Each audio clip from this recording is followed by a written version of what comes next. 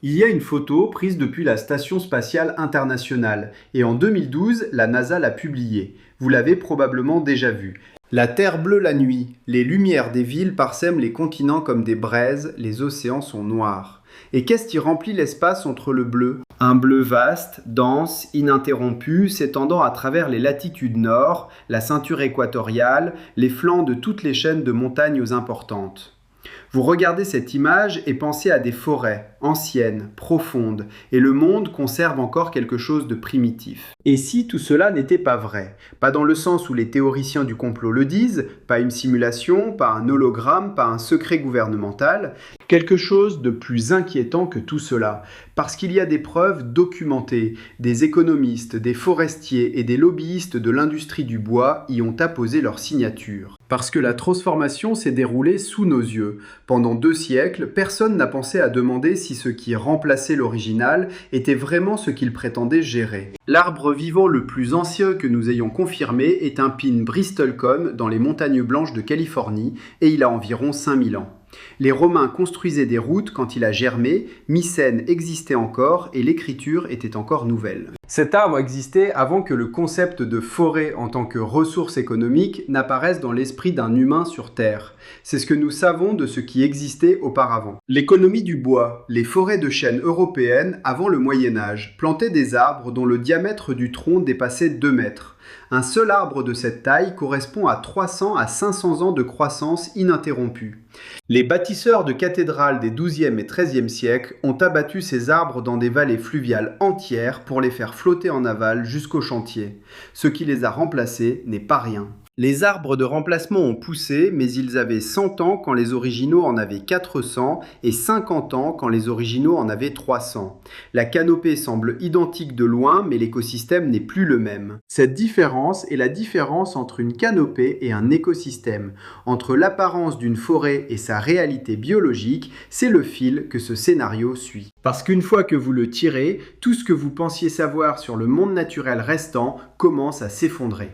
L'histoire officielle de la foresterie industrielle commence en Allemagne à la fin du XVIIIe siècle. Un fonctionnaire des mines prussien nommé Hans Carl von Carlowitz a publié un traité en 1713. Il soutenait que l'exploitation du bois ne devait pas dépasser la régénération du bois et appelait cela Nachhaltigkeit ou durabilité. Ce mot est entré en anglais par la foresterie avant d'entrer dans l'environnementalisme plus de 2 siècles plus tard.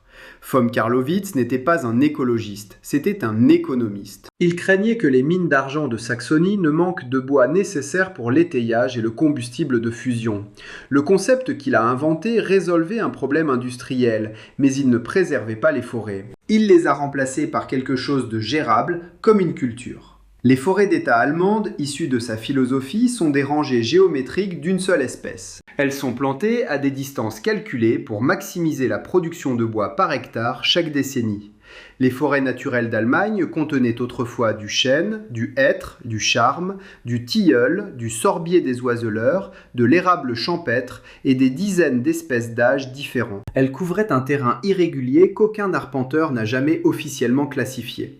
La forêt gérée d'Allemagne contient de l'épicéa commun en rangée. Ce modèle n'était pas controversé parmi les économistes et les administrateurs qui ont construit le monde du XIXe siècle. Il a été loué par Gifford Pinchot, l'Américain qui est devenu le premier directeur du service des forêts des États-Unis.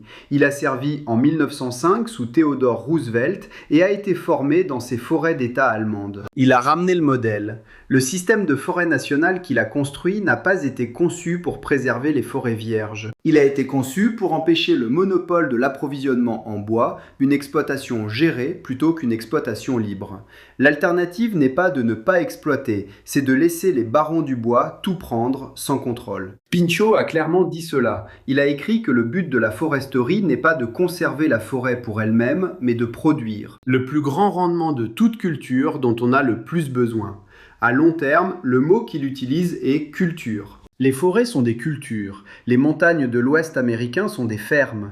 Le fait qu'elles abritent des êtres vivants a été ignoré. Le fait qu'elles existaient avant l'arrivée de colons n'est qu'un détail comptable, pas une considération éthique. Ce qui découle de cette logique, c'est que les États-Unis comptaient environ 1 milliard d'acres de forêts vierges à l'arrivée des Européens. Aujourd'hui, on estime entre 5 et 8 millions d'acres, moins de 1% du total initial. Le reste a été abattu. Ce qui repousse que le service des forêts appelle forêt, que les images satellites montrent en vert, est une forêt de seconde ou troisième génération.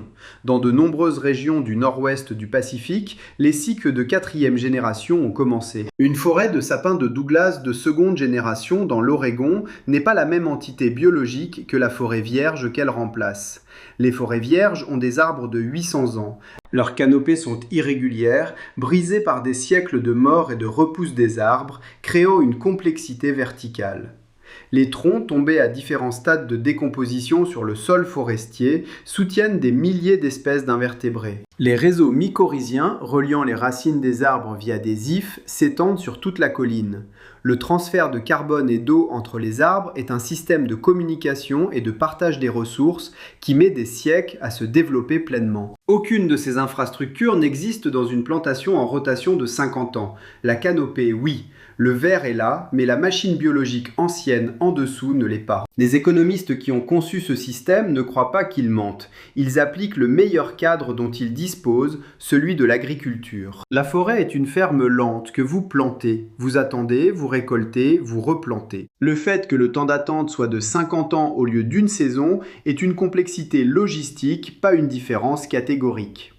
De ce point de vue, les forêts gérées du monde moderne sont des forêts. Dans le même sens exact qu'un champ de blé est une prairie, tel est l'argument. C'est ce que personne ne dit franchement car cela détruit toute la justification publique du cadre juridique entourant l'exploitation forestière. Si ce que vous gérez n'est pas une forêt mais une plantation d'arbres avec un long cycle de rotation, alors les lois de conservation protégeant les forêts ne s'y appliquent d'aucune manière significative. Biologiquement, et si ces lois ne s'appliquent pas, alors les désignations de terres publiques limitant le développement et l'exploitation minière et les autres industries extractives dans les zones forestières reposent sur une erreur catégorielle. Le vert sur la carte n'est pas ce pourquoi les lois ont été écrites pour protéger, mais ce que l'industrie montre du doigt, lorsqu'elle prétend que les forêts sont gérées durablement. Ceci est économiquement important d'une manière qui n'a rien à voir avec l'écologie.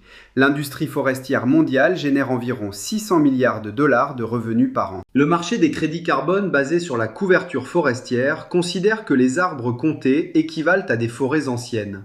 En termes de capacité d'absorption du carbone, ils ne sont pas un sapin de Douglas de 50 ans. Stockent une fraction du carbone par rapport à un arbre de 800 ans.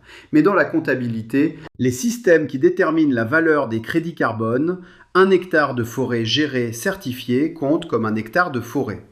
Les instruments financiers basés sur cette équation valent des centaines de milliards de dollars. Il y a un moment précis où cette fiction comptable a été institutionnalisée en 1992 lors du sommet de la Terre à Rio.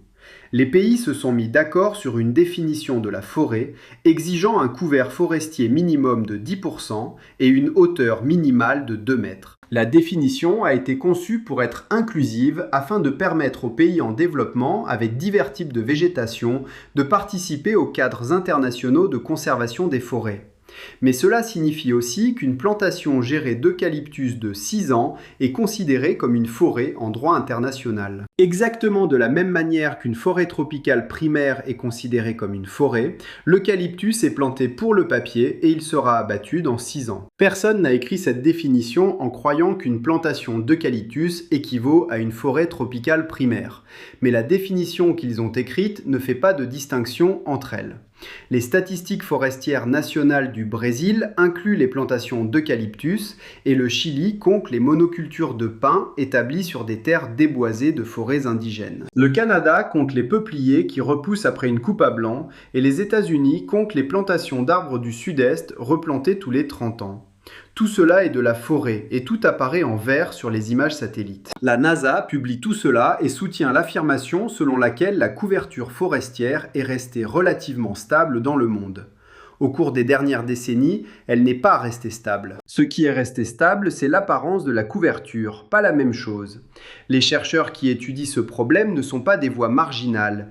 Une étude de 2015 dans la revue Science a montré que la Terre compte environ 3 billions d'arbres. Ce chiffre a attiré beaucoup d'attention car il est plus élevé que les estimations précédentes. Ce qui a été moins remarqué, c'est la découverte de l'étude selon laquelle la densité des arbres a diminué de 46% depuis le début de la civilisation humaine.